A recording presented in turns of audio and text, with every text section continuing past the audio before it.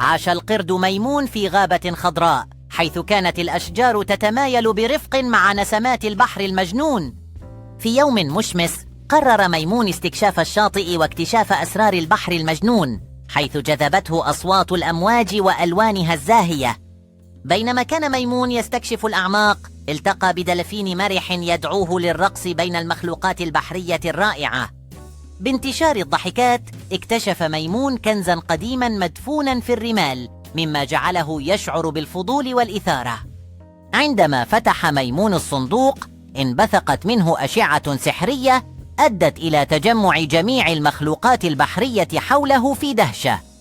قرر ميمون أن يشارك الكنز مع أصدقائه المخلوقات البحرية، مما جعل البحر المجنون يحتفل بأجمل الحفلات.